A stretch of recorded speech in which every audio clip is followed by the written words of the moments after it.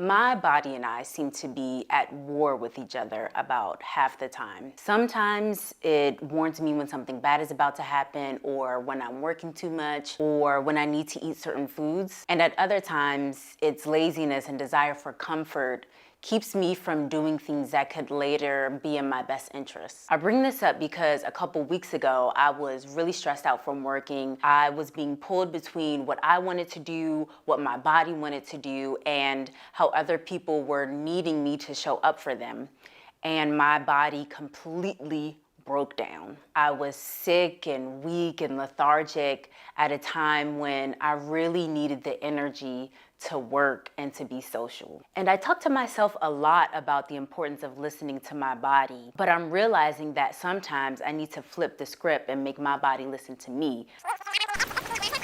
So I was editing this part of the video and I had to re-record this segment because I feel like I was doing my body a grave disservice. See, my body is right, and my body is usually right 90% of the time about what I should be doing at any given time. See, I believe that our bodies are smarter than us most of the time because it is the thing that connects us to our environment, to nature. That's nature with a capital N. And our bodies are how we receive messages from the elements around us that don't use language as a form of communication. And if we can all agree that we've all been poorly socialized to interact with our environment, resulting in our, separation from nature with a capital N, the trees, the water, bugs, animals, etc., then our bodies are responding to the tension and the stress of that terrible social conditioning. And so if my anxiety is causing my body to be like a boulder when I want it to be like a bird and fly and take me to new places I've never been to before,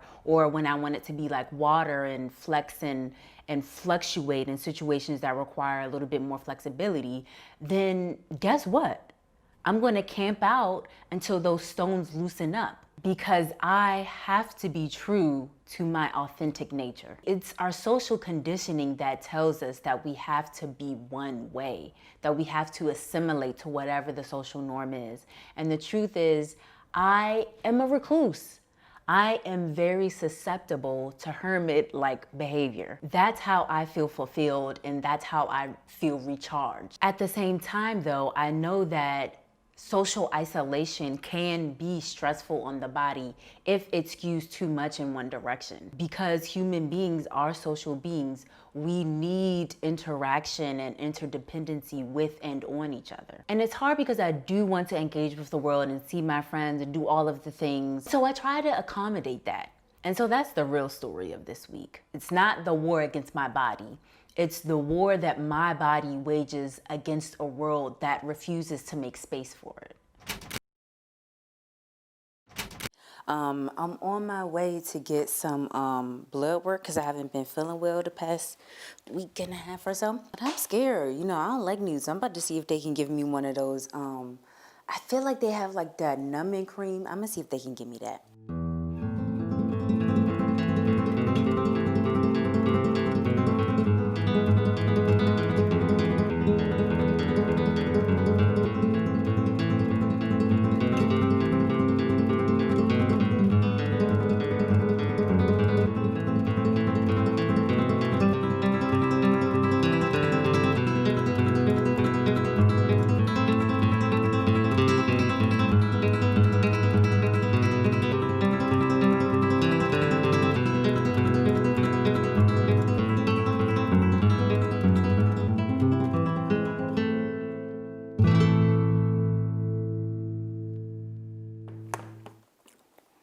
As I've talked about before, I've just been struggling with kind of like this physical exhaustion and kind of mental and emotional exhaustion as well. It's been kind of like a stressful work week, but I took yesterday and Thursday off. It felt good, like that process was like so fulfilling and I felt my life force coming back to me. I mean, all of this talk about like the spiritual and physical connection, like I don't know if that has been more true for me than this past week, because as I feel like I was losing my my spiritual energy, my mental energy, I felt my body was physically just like gone. Like I literally felt like, oh my God, if I don't take 2 days of break, I feel like I will die. I mean, that sounds like mad dramatic, but it really felt like I was like losing myself. I was literally in bed like the whole morning. Like these past few days, I've been just like completely depleted. And I'm kind of regaining my soul through the process of kind of like witnessing myself. I don't know if that makes sense, but I don't really have the time to try to like work out my thoughts because I need to get started with my day and get dressed. So let me go ahead and do that.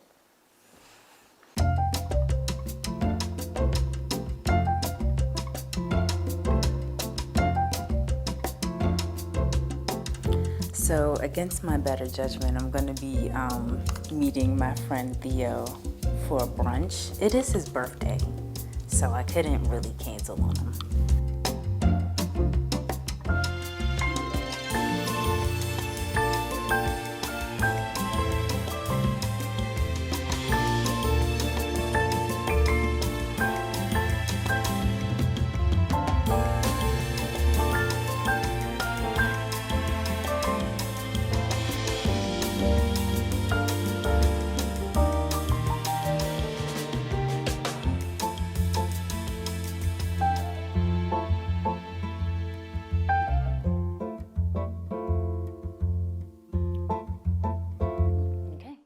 Now, I'm not a big Smiths fan, but they do have this song that goes, please, please, please let me get what I want this time. And I feel like this is the song that my body sings to me when it wants me to cancel a friend date or skip out on a meeting. And most of the time, to be fair, I do give it what it wants. Even though at times I want my body to be like a bird and move or be like water and flex, the truth is that this is the body that I have, and that makes me the person that I am. And I'm working on accepting that and being kind to my body and its limitations. I'm interrupting the regularly scheduled programming again because I do want to emphasize that last point. Don't ever refer to your body as lazy like I did earlier. That was just my internalized capitalism speaking. If my body is tired and doesn't feel like working or going out, then that means it's not time to work or go out. It doesn't matter what schedule I'm on. It doesn't matter what deadlines I have. When it's time to rest, it's time to fucking rest, period. So the question then becomes not how can I communicate with my body to push it past its limits, but how do I communicate with the people in the world around me to say, hey, I can't be there for you or for that thing because I kind of just physically can't. So yes, to reiterate my point, I do want to accommodate the world, but I also need the world to accommodate me and create the conditions for the world to be a more understanding place for people like me who don't need as much social movement as other people. And with that, I'm gonna go ahead and cap this right here. Let me know in the comment section, whatever thoughts or questions this conversation is bringing up for you. Subscribe if you haven't. Please like this video. It really does help, I think. That's what they say. Thank you, as always, for being here. And until next time, take it easy, please. Okay, bye.